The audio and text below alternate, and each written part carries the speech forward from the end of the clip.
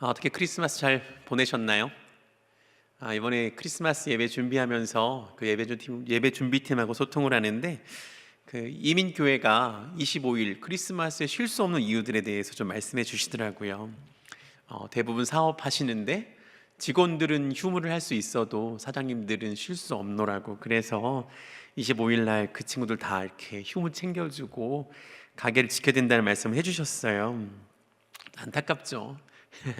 쉬면 참 좋은데 쉴 수 없으니까 안타까운 것 같아요.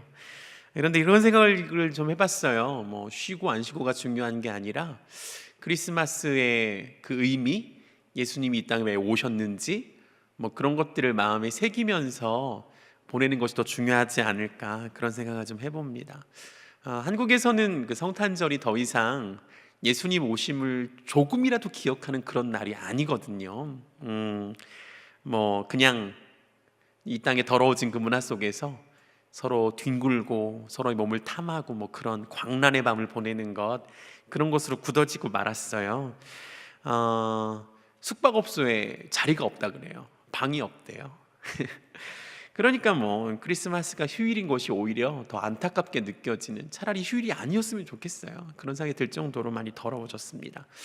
예전에는 그래도 조그만 광장이라도 있으면 기타 하나 둘러매고 청년들끼리 모여서 찬양하거나 뭐 캐롤을 부르거나 그런 것도 좀 있었는데, 지금 뭐 새벽송 도는 교회도 없고 그런 모습도 점점 사라지는 것 같아요. 우리가 오히려 이번 크리스마스 보내면서, 그리고 다음 크리스마스가 또 다가오면 그런 것들 더 마음에 새기면서 바쁘더라도 그렇게 보내보는 시간이 되었으면 좋겠어요. 성탄절 다 지나갔는데 갑자기 좀 생각이 났어요. 그래서 말씀을 드려봅니다.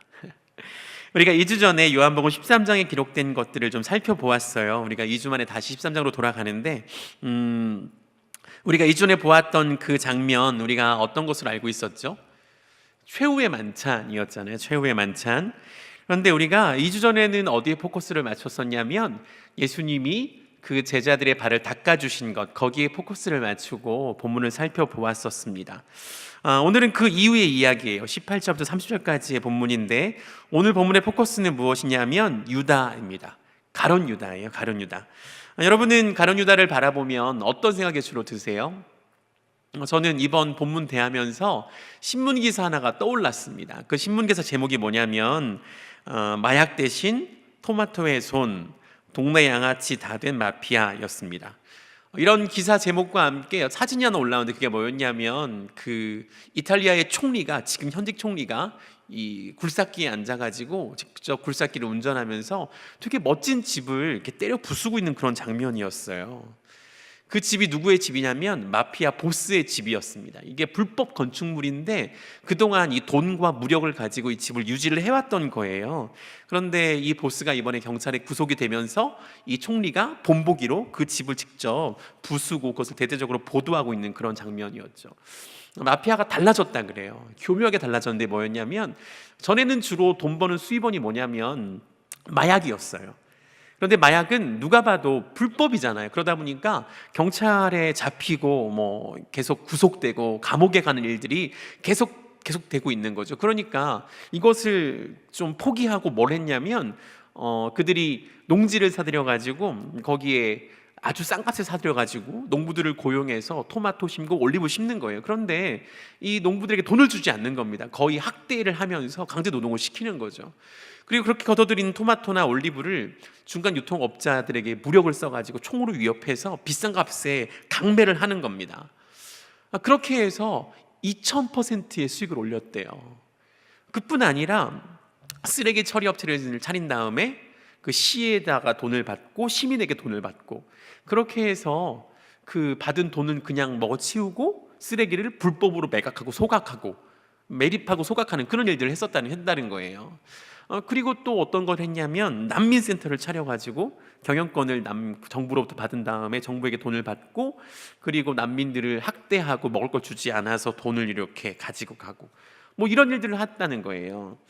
겉으로는 멀쩡해 보이죠. 겉으로는 합법적인 업체로 보이지만 실상은 위장업체인 거죠. 그리고 그 속에서는 온갖 더러운 일들을 돈을 위해서 그렇게 해내고 있었다는 겁니다.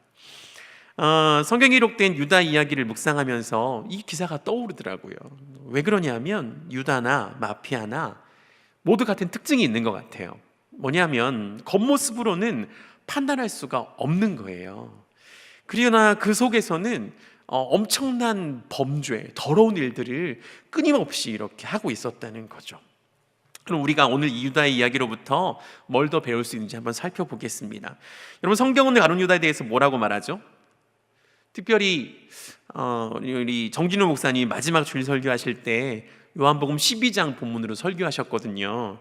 거기서 유다에 대한 이야기를 잠깐 하셨어요. 뭐라 그랬을까요? 기억하고 계세요? 기억하시나요? 옆 사람한테 좀 물어보시겠어요? 기억하시냐고? 기억 못 하시나요? 그러면 그분에게 그렇게 대답해 주세요. 이러시면 안 됩니다. 이렇게 말해 주세요. 요한복음 12장 4절에서 6절인데 제가 한번 읽어볼게요. 제자 중 하나로서 예수를 잡아줄 가룟 유다가 말하되 이 향유를 어찌하여 300데나리온을 팔아 가난한 자들에게 주지 아니하였느냐 하니 이렇게 말함은 가난한 자들을 생각함이 아니요 그는 도둑이라 돈깨를 맞고 거기 넣은 것을 훔쳐가미러라. 여러분, 나사로가 살아났어요. 나사로가 살아난 그 기쁨 속에서 그 집에서 잔치가 벌어졌습니다.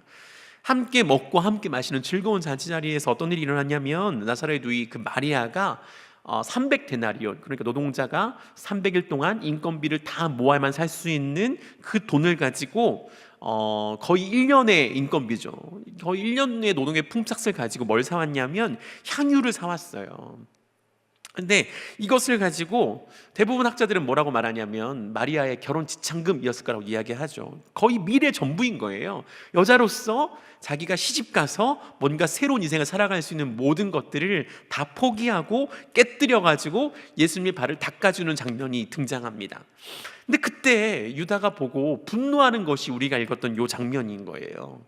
유다가 보고 분노를 해요. 여러분, 만약에 우리가 그 유다에 대해서 아무런 그 사전 지식이 없이 그 자리에 있다고 한번 생각해 보십시오. 여러분이 나사로의 친구예요. 친구가 죽었다가 살아났대요. 잔치가 벌어졌답니다. 당연히 가겠죠. 얼마나 놀라운 사건이에요. 분명히 죽은 거 내가 봤는데 살아났다니까 신기하잖아요. 갔을 거예요. 가서 먹고 마시는데 한 젊은이가 일어나서 갑자기 소리를 지르는 겁니다. 이렇게 소리 질러요. 그것을 당장 그만두십시오. 왜 그런 낭비를 하는 거예요? 그 정도면 300데나리온인데 차라리 그걸 나한테 주세요. 내가 팔아가지고 저 가난하고 헐벗고 굶주린 자에게 제가 나누어 주겠습니다. 당장 그만두세요. 가난한 자들 생각해야지요. 막 이러고 있는 거예요. 여러분이 그 친구로서, 나사로의 친구가 되어서 손님으로서 그 자리에서 가룟 유다가 하는 모든 행동과 말을 들었다고 생각해 보십시오. 멋있죠? 얼마나 멋있어요. 정의가 충만해요. 의인처럼 보입니다. 가난한 사람을 생각하는 모든 마음 때문에 저렇게 화를 내는구나, 저렇게 분노가 있구나, 정의에 대한 분노가 있는 거구나, 그래서 사자후를 바라는구나, 그렇게 생각했을 거예요. 야, 젊은 친구가 진짜 멋있네. 저렇게 가난한 자를 생각할 수가 있나? 예수라는 선지자가 말이야 제자들을 잘 키웠어. 젊은 친구들을 잘 키웠어. 그런 마음을 가졌을 것이 분명합니다. 그런데 성경은 그를 뭐라고 평가하나요? 단 두 글자로 표현해요. 뭐라 그래요? 도둑, 이렇게 말합니다. 세 글자라도 말할 수 있겠죠. 도둑놈. 성경은 조금 더 표현해서 이렇게 말해요. 돈을 사랑했다. 돈을 사랑해서 저렇게 말하는 것이다. 그 돈을 훔쳐가고 싶어서 저렇게 의인인 척, 가난한 사람들을 위한 척 하는 것이다. 그리고 그 돈을 사랑하는 마음의 결과가 무엇이었냐면 예수님을 은 30에 유대인들에게 팔아먹는다. 그래서 성경은 냉정하게 그에 대해서 말해요. 도둑, 돈을 사랑하는 도둑, 그래서 예수님을 팔아먹은 배신자, 죄인, 그렇게 말하는 거죠. 여러분, 그런데 이상하게 이 땅의 일반 학문 그리고 신학계 일부까지도 그를 향해 다른 시선을 가지고 있어요. 성경과는 전혀 다른, 성경의 평가와는 완전히 다른 그런 결론들을 가룟 유다로부터 도출해내려고 굉장히 노력을 한다는 거죠. 예를 들어 이런 겁니다. 그럼 제가 고등학교 시절에 니코스 카잔차키스라는 그 그리스 작가가 쓴 Last Temptation of Jesus Christ라는 책을 본 적이 있어요. 우리말로는 최후의 유혹이라는 책으로 이렇게 번역이 돼서 나왔더라고요. 제가 그 책을 읽고 되게 혼란을 겪었었습니다. 제가 고등학교 때 믿음이 굉장히 좋았거든요. 자화자찬입니다. 근데 그 시절에 그 책을 읽고 나서 그게 그런 책인지 몰랐던 거예요, 저는. 근데 그 책의 내용이 어땠었냐면, 저에게 왜 혼란을 줬었냐면, 예수님이 하늘의 어렴풋한 기억을 가지고 이 땅에 내려온 되게 뭐라 그럴까요? 좀 멍청한 메시아? 이렇게 묘사가 되어 있어요. 자기 사명을 몰라요. 그러니까 마치 부처가 그 해탈을 위해 고행을 하는 것처럼 예수님이 자기가 괴로움을 통해 뭔가 깨달음을 얻고 싶어서 광야로 나아가는 거예요. 근데 이 가룟 유다가 이 예수를 보자마자 이 사람은 메시아의 사명을 가지고 있다는 것을 깨닫고, 이 사람을, 예수님을 그 사명을 깨닫게 만들기 위해 도와주는 조력자로 나옵니다. 옆에서 그렇게 도와주는데 이 예수가 이 멍청해가지고 못 깨닫는 거예요. 그래서 결국은 이 가룟 유다가 어떻게까지 하냐면 십자가에 못 박히도록 팔아먹는 거예요. 그러니까 예수님의 사명과 그 십자가 사역에 있어서 마치 어쩔 수 없는 인물, 어쩔 수 없이 돕기 위해 조력자가 되는 그런 인물, 팔아먹는 것조차도 미화시켜서 그렇게 말하고 있는 거죠. 마치 하나님이 이 예수가 신성을 깨닫고 메시아가 되어서 죽게 만들기 위한 무슨 또 다른 보혜사 같이 비춰지도록 그렇게 설정을 해놨다는 거예요. 왜 이렇게 다른 결론을 내릴까요? 아니, 다른 결론을 내리도록 정말 말도 안 되는 궤변을 막 늘어놓는 거예요. 도둑, 배신자가 분명한 그를 왜 어쩔 수 없는 사정이 있었던 것으로 이렇게 추측하여서 이야기하고, 나라를 향한 어쩔 수 없는 애국심이 있는 열심당원이었을 거라고 추측하고, 심지어 예수를 일깨운 위대한 사람으로 비춰지게까지 이렇게 말하고 있는 것일까라는 점이죠. 여러분, 이게 뭐냐면 사실은 세상이 죄를 바라보고 그것을 대하는 방식이 이와 똑같은 거예요. 무슨 말이냐면 유다에게서 자기 자신의 모습을 발견하는 겁니다. 죄를 지어놓고도 그것을 미화시켜서 아닌 척하고 싶은 거예요. 그러니까 유다를 죄인, 도둑, 배신자 이렇게 말하고 나면, 이렇게 성경처럼 단정지어서 정죄해버리면 나 역시 정죄를 당해야 되는 거거든요.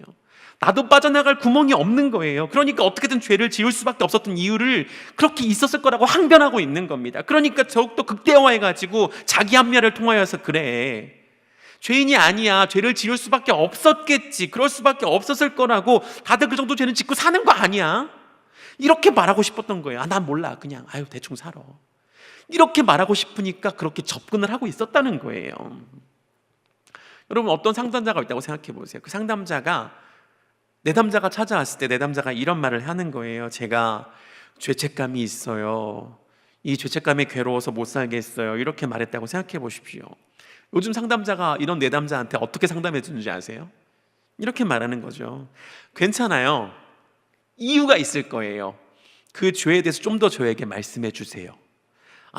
당신의 죄책감은 그 뿌리가 어릴 때 그 행동에 있었군요. 당신이 그때 어렸어요. 그 죄는 당신의 책임이 아닌 거죠. 그 죄에 대한 책임은 당신이 어린 시절이기 때문에 없는 거예요. 그 죄에 대한 모든 책임은 당신 부모에게 있어요. 그 죄책감을, 그 책임을 당신 부모에게 던지고 자유로워지세요. 이제 자유롭게 살아가세요. 모든 죄책감은 그저 무시하세요. 버리세요. 이렇게 말한다는 거예요. 여러분, 이게 요즘 패턴이에요. 죄를 대하는 요즘의 패턴. 그런데 이런 패턴이 성경에도 나와요. 어디 나오냐면 창세기에 나옵니다. 여러분 한번 찾아보세요. 창세기 4장입니다. 성경 있으시면 찾아보세요. 창세기 4장 23절, 24절. 창세기 4장 23, 24절. 찾으셨으면 같이 한번 읽어보겠습니다.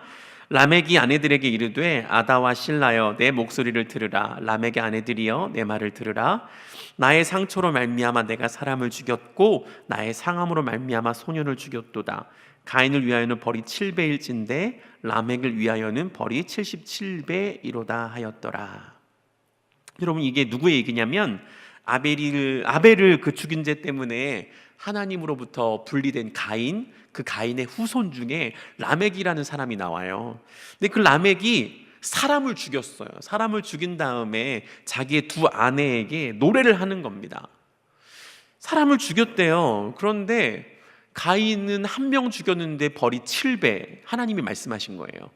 그런데 자기의 벌은 77배래요. 그러면 계산해 보세요.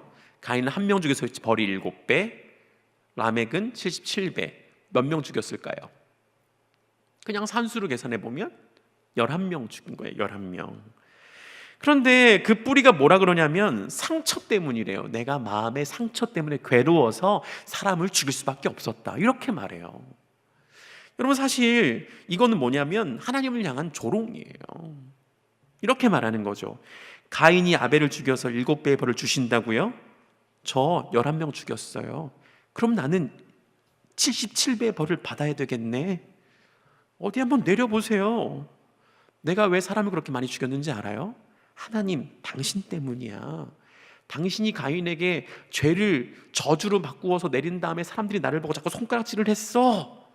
너 가인의 후손이지, 이 더러운 자식, 이렇게 말했기 때문에 내가 그렇게 상처를 받아서 사람을 죽일 수밖에 없었던 거야. 내가 그거 벗어나려고 얼마나 노력했는지 알아?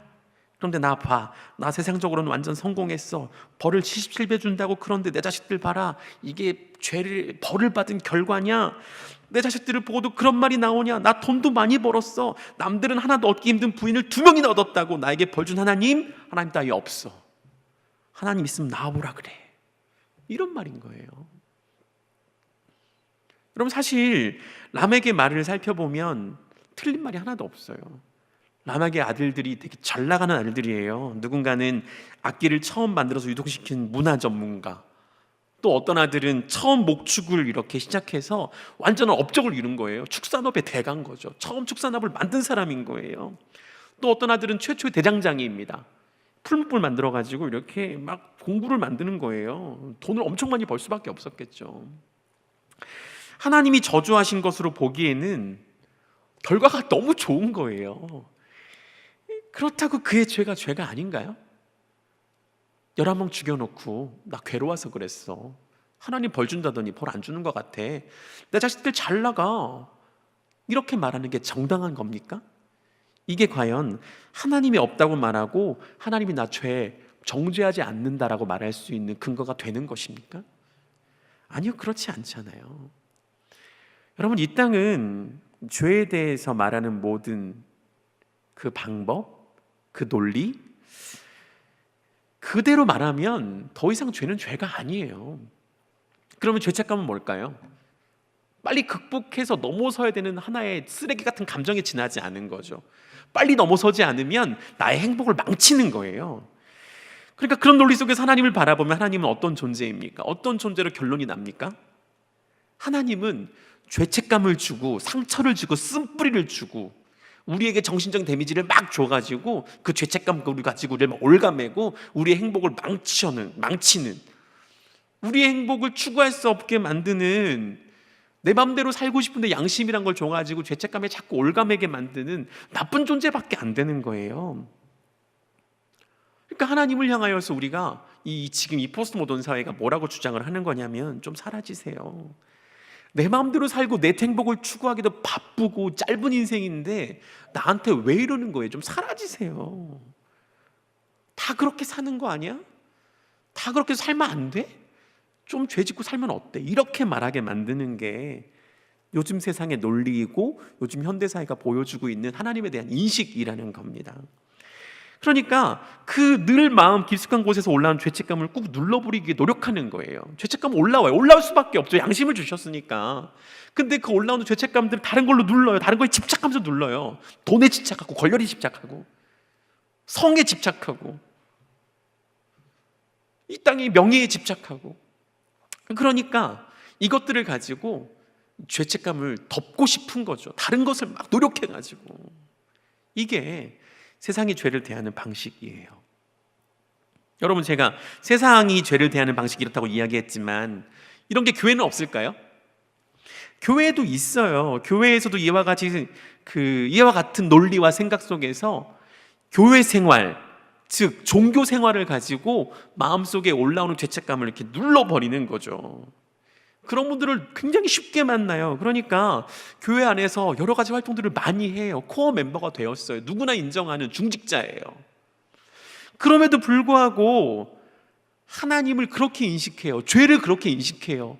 그러니까 죄를 지으면서도 그 모든 죄책감을 눌러버리기 위해 다른 활동들을 열심히 하는 거죠. 교회 안에서 봉사하고 헌금하고 중직자가 되고, 그러나 그 죄는 여전히 있고 하나님을 향한 두려운 마음만 있고 하나님을 내 삶에 쓸모없는 존재로 그냥 인식하면서 내가 이걸로 덮어버려야지, 그런 마음만 있는, 자기가 인식조차 못하면서 그렇게 살아가고 있는 거예요. 그런 분들을 너무너무 많이 만나요.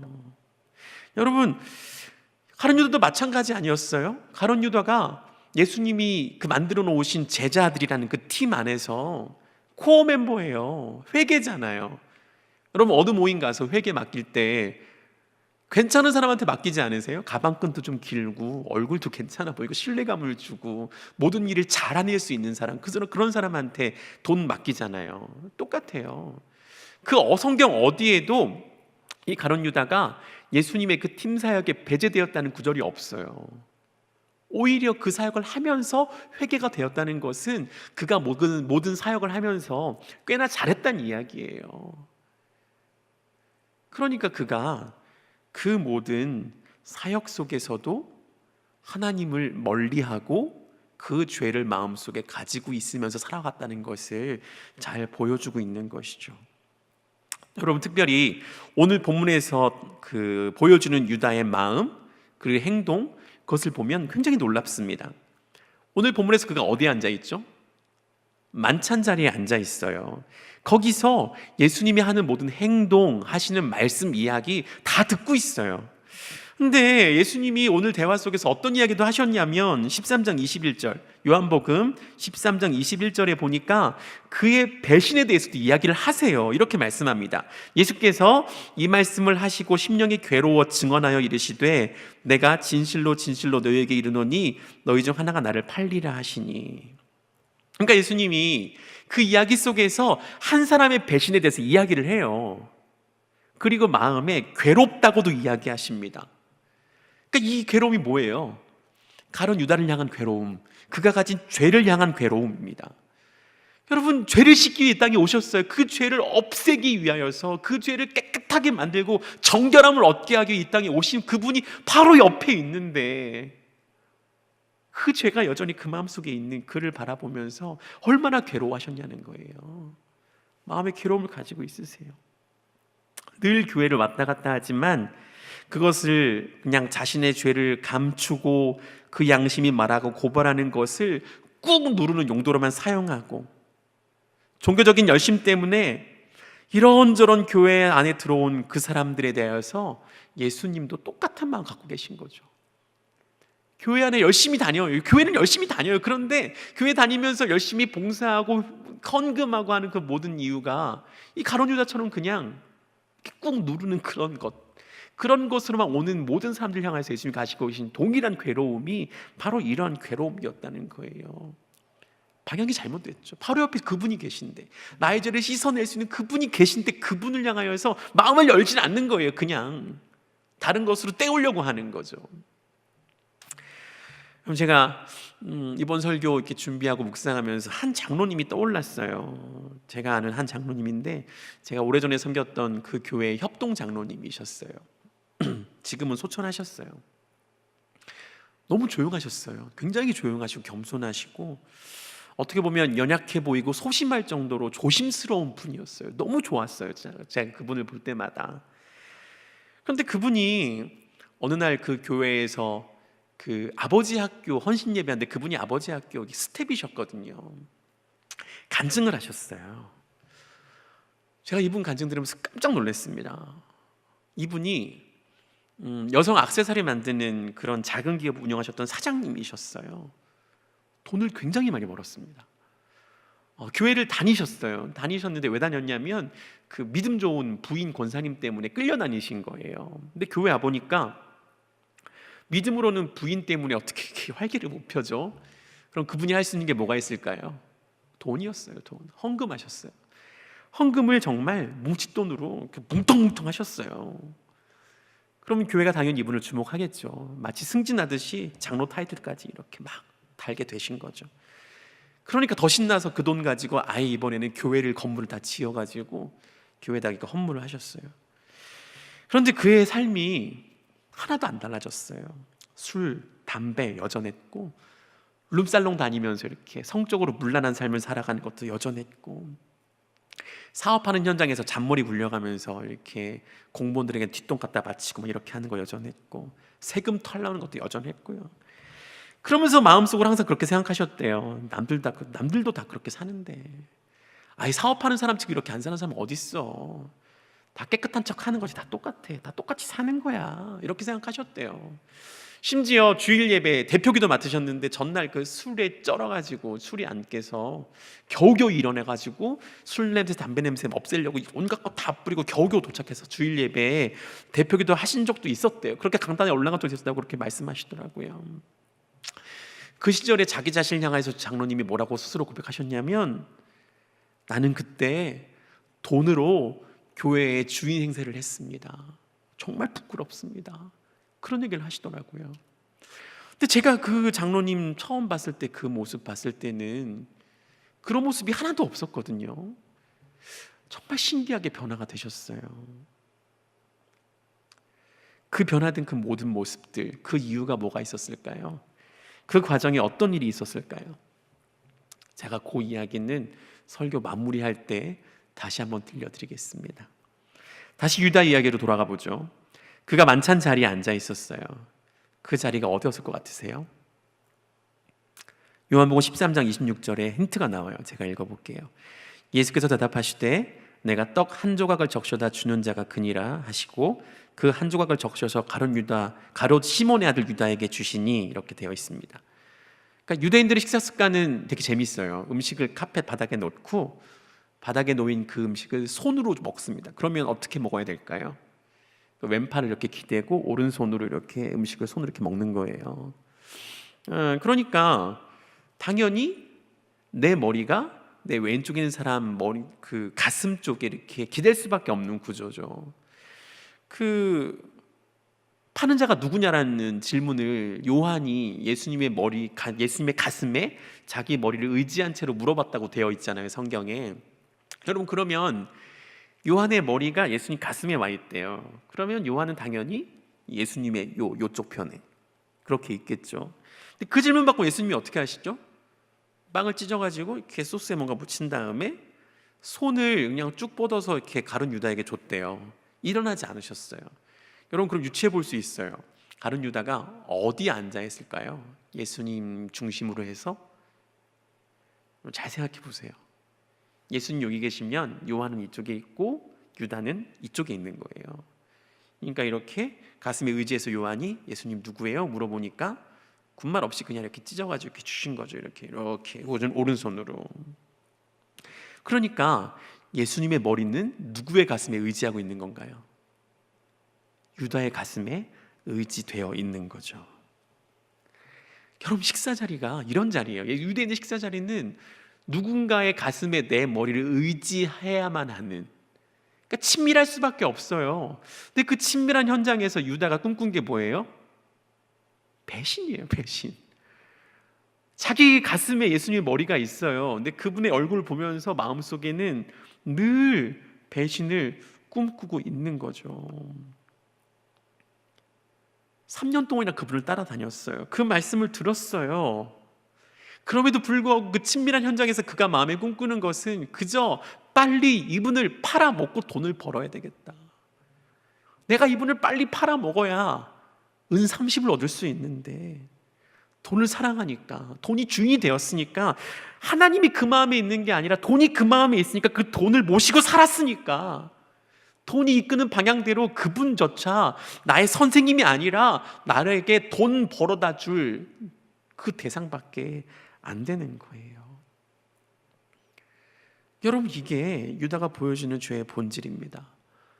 하나님이 원래 있어야 할 그 자리에 다른 게 있는 거예요. 돈이 있고 명예가 있고 권력이 있고 성이 있고 쾌락이 있고, 그것을 추구하라고 말하고 그것을 추구하기 위해 노력하고 거기에 목숨을 거니까 겉으로는 하나님이 있는 것 같고 하나님을 섬기는 척하지만 그 마음속엔 다른 게 있는 거죠. 그러니까 결정적인 순간에 배신자가 될 수밖에 없는 거예요.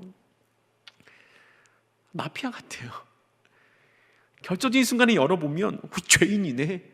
이거 뭐야 이거, 이런 생각이 드는 거죠. 겉으로는 똑같아요. 겉으로는 똑같이 보이지만 실상은 하나님으로부터 벗어나 있고 하나도 하나님과 친밀한 구석이 없고 그냥 죄인에 불과한 거죠. 이게 유다의 모습이에요. 정우사님이 3주 전에 설교하실 때 유다의 모습 가운데 이것도 설명하신 기억이 나요. 요 구절 인용하셨는데 요한복음 12장 7절 제가 읽어보겠습니다. 예수께서 이르시되 그를 가만두어 나의 장래할 날을 위하여 그것을 간직하게 하라. 여러분, 마리아의 향유에 대해서 주님이 평가하신 내용이에요.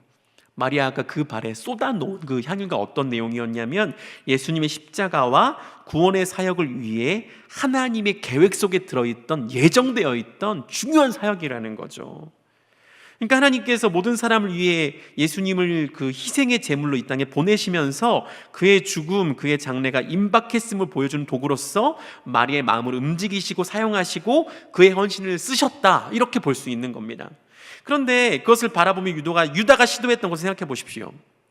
하나님이 그렇게 귀하게 마리아의 헌신을 계획하셔서 예수님의 죽음을 예비하셨어요. 그런데 그것조차 자기의 마음으로 조정하려고 하는 거죠.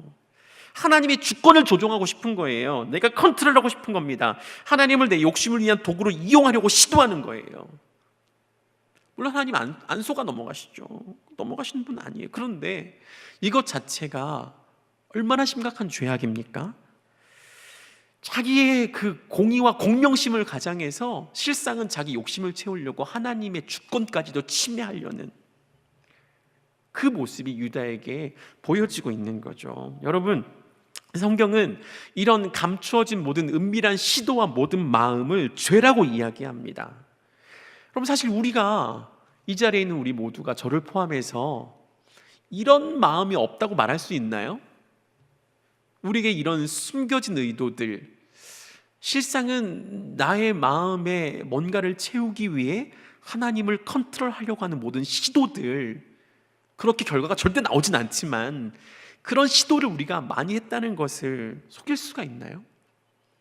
속일 수 없어요. 우리는 하나님을 내가 조정해서 나의 마음을 채우려고, 내 욕심을 채우기 위해 뭔가를 시도하는 일들을 굉장히 많이 해요. 심지어는 기도라는 걸 통하여서도. 실상은 기도로 포장되어 있지만 하나님을 조정해서, 하나님을 컨트롤해서 내 마음의 욕심을, 내가 원하는 또 다른 주님을 섬기려고 하는 모습을 많이 가지고 있다는 겁니다. 그렇다면 이제 우리는 어떻게 하면 좋을까요? 이제 그만 자리를 털고 교회에서 나가야 되나요? 주님 안녕히 계세요. 제가 이제까지 보니 주님을 주님으로 모시지 않았네요. 안녕히 계세요. 행복하세요. 이러고 돌아가면 되나요? 제 안에는 돈이 있어요. 다른 명예가 있어요. 제가 섬기는 주님은 주님이 아니에요. 저는 가망이 없어요.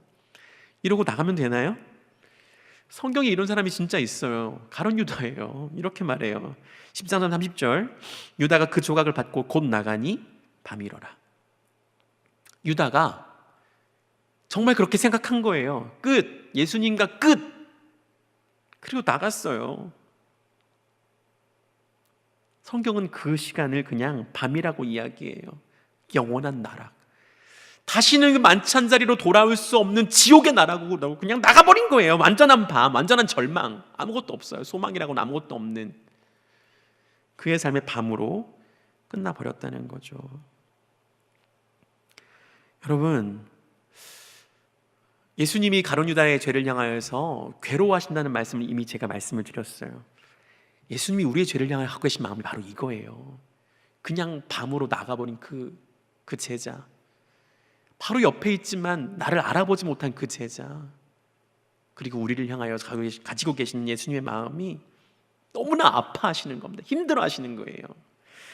그 죄가 가지고 올 끔찍한 결과에 대해서 주님이 잘 아세요. 그러니까 더 괴로우신 거죠. 내가 그걸 해결하려고 왔는데 해결받지 못하고 그냥 저렇게 나가버리니까. 여러분, 이 땅이 말하는 것처럼 괜찮다고 말하지 않아요. 주님은 안 괜찮다고 말씀하세요. 그거 끔찍한 거라고 말씀하세요. 이렇게 말씀하시는 거죠. 그것은 죄야. 내가 정말 싫어하는 것이다. 너의 마음에 내가 있어야 하는 그 자리에 다른 것이 있는 것, 그것은 내가 가장 싫어하는 죄이다. 나는 하나님이다. 그것을 내가 인정하지 않고 나를 통해 너의 유익을 구하려고 하는 것, 너의 욕심을 위해 나의 이름을 도용하는 것, 너의 죄책감을 숨기기 위해 나를 거짓으로 예배하는 것, 나에게 거짓으로 기도하는 모든 것 다 가증스러워, 다 죄야. 그렇게 말씀하세요. 여러분, 이 땅은 정죄하는 것을 피하려고 하지만 예수님 분명히 정죄하세요. 죄라고 말씀하세요. 괜찮다고 말하지 않는다고요. 다만 그러면서도 너무나 가슴 아파하시는 게 예수님이세요. 정죄하면서도 마음 아파하시죠. 왜요? 사랑하니까요. 왜 정죄해요? 그게 공의이니까요. 그 죄를 견딜 수 없는 마음이 또한 공의, 그것이 우리의 예수님의 또 다른 속성이기 때문에 사랑하시면서 또한 그것을 정죄하시는 거죠. 그런데 너무 재밌는 것은 이 공의의 예수님께서 유다를 향해 한 번도 소리치지 않으셨어요. 야, 너 배신자, 일어나, 당장 나가, 너 꺼져. 이런 말씀 안 하시더라고요. 야, 내가 너한테 내 머리를 의지하면서, 너의 가슴에 내 머리를 의지하면서까지 너를 사랑했는데 나한테 그럴 수가 있냐? 네 욕심이 그렇게 중요해? 나를 버려? 야, 넌 안 되겠다, 너 나가, 넌 지옥에 나가버려. 이런 말씀 안 하시더라고요. 3번이나, 요한복음 13장에서 3번이나 배신자가 있다고 말씀하시고 괴롭다고 하시고 정죄까지 하셨지만 끝내 다른 제자들이 모르게 하셨어요. 여러분, 사실 예수님이 찍어서 주셨지만 빵 찢어가지고 소스 찍어서 주셨잖아요. 그게 뭐 다른 제자들이 알라고 하신 행동 같으세요? 아니에요. 유다에게 깨달으라고 하신 행동이죠. 그리고 요한도 그것을 바라보면서 다른 생각을 못했어요. 아마도 나중에 요한복음 기록할 때쯤 돼서야 성령의 감동으로 예수님이 하신 행동이 그것을 이렇게 보여주신 행동을 깨달았겠죠. 그러니까 그렇게 기록을 했겠죠. 그러나 그 당시에 제자들 요한 포함해서 아무도 몰랐어요. 유다가 배신자라는 것을, 배신자가 될 것이라는 것을 아무도 예상하지 못했다는 거죠. 여러분, 잘 생각해 보세요. 이게 죄인인 유다를 예수님이 얼마나 사랑하시는 것을 잘 보여주는 대목이에요. 예수님 우리의 죄를 정죄하세요. 아파하세요. 그리고 오래 참으세요. 정말 오래 참으세요. 그것이 우리의 죄를 대하는 예수님의 방식입니다. 사랑하고 오래 참으십니다. 여러분, 아까 이야기한 그 장로님 이야기 다시 한번 돌려드릴게요. 돈으로 교회 주인 행세를 하면서 여전히 죄를 버리지 않았고 모든 죄책감을 다른 종교적인 열심으로 다 덮어내셨던 그 장로님, 하나님이 오래 참으셨어요. 그리고 그런 세월들이 10년이나 이상 지속되었습니다. 그러다가 이 장로님의 사업이 기울기 시작했어요. 파산했어요. 그런데 그 장로님께는 그 속을 정말 미친 듯이 썩이는 외아들 하나가 있었거든요. 근데 그 아들이 하필이면 그 파산 지경에 있을 때에 미국에 있는 학교를 가겠다고 떼를 썼어요. 장로님이 머리를 쓰셨죠. 아들이 도저히 못 맞출 것 같은 토플 점수 이야기하면서 요 점수 맞춰오면 내가 미국 보내줄게 그랬습니다. 근데 이 아들이 1년도 안 돼가지고 정말 공부를 너무 열심히 해서 이 토플 점수를 맞춰온 거예요. 그래서 어쩔 수 없이 정말 없는 돈 다 박박 긁어가지고 미국을 보내주었습니다. 그런데 6개월쯤 지난 어느 날 새벽에 미국으로부터 전화가 온 거예요. 뭐였을까요? 교통사고였어요. 아들이 처참하게 죽고 말았습니다. 장로님이 이야기하면서 많이 우셨어요.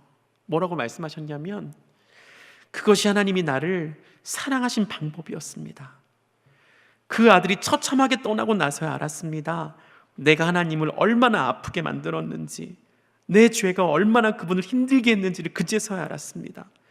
내가 돈으로 교회의 주인 행세를 하면서 실상은 믿음이 손톱만큼도 없는 사람이었다는 것을 그때 알았습니다.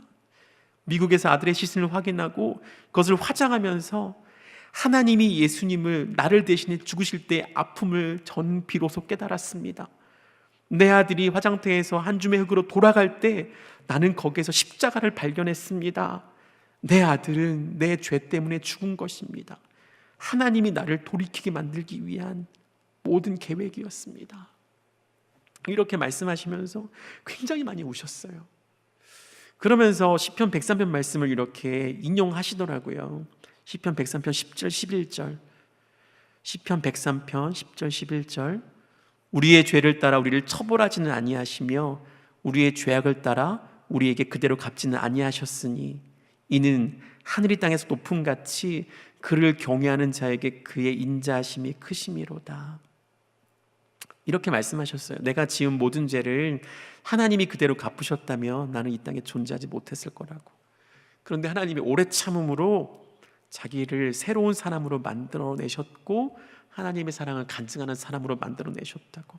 그리고 진짜 장로가 뭔지, 교회를 섬기는 것이 무엇인지를 비로소 알게 해주셨다고 그렇게 말씀하셨어요.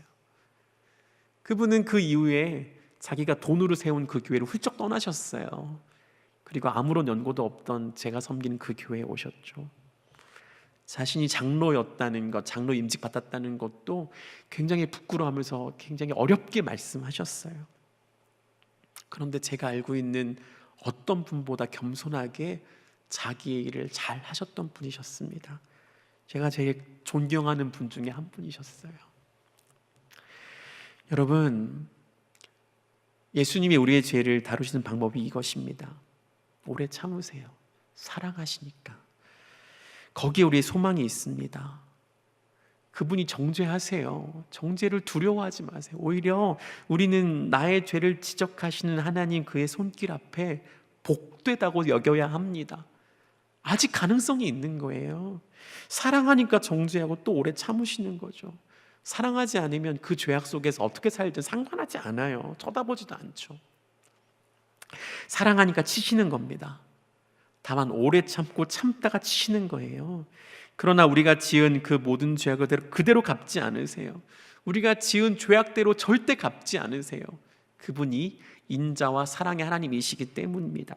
그가 정죄하고 치시는 모든 목적은 우리의 영혼을 밤으로 돌려보내기 위함이 아니라 회복을 위한 것이기 때문에 그분은 인자함으로 아파하시면서 우리를 치시는 거죠. 여러분, 이 사랑이 우리에게 소망을 줍니다. 이 사랑이 우리 마음에 있는 모든 우상과 죄악을 녹여내는 것이죠. 사랑으로 이 땅에 오신 그리스도만이 우리의 소망이 되는 것입니다. 그 사랑 앞에 우리가 나아가야 합니다. 그 사랑 앞에 무릎을 꿇어야 합니다. 그 사랑을 나의 주인으로 받아들여야 합니다. 그래야만 그 사랑이 나의 모든 우상을 다 녹여내는 것이죠. 그래야만 그것이 내가 하나님을 조종하려는 모든 헛된 시도를 무력화시키는 것입니다. 다른 종교적인 열심을 가지고 덮어놓고 괜찮은 척, 믿음 있는 척하는 모든 것들을 우리는 내려놔야 되는 거예요. 괜찮은 줄 알았는데 여러분이 마피아. 여러분, 이게 우리의 삶이라면 얼마나 어리석은 짓이에요. 이제 그 사랑에만 우리의 목숨을 걸었으면 좋겠습니다. 그 사랑이 우리를 살려낼 줄로 믿습니다. 그 사랑이 우리를 회복시키고 새롭게 할 줄로 믿습니다. 기도하겠습니다. 하나님, 우리 마음에 있는 모든 더러운 죄악들을 그대로 가지고 주님께 나아갑니다. 오래 참으시고 우리를 치기 위하여서도 오래 견디시는 그 사랑의 하나님께만 나아갑니다.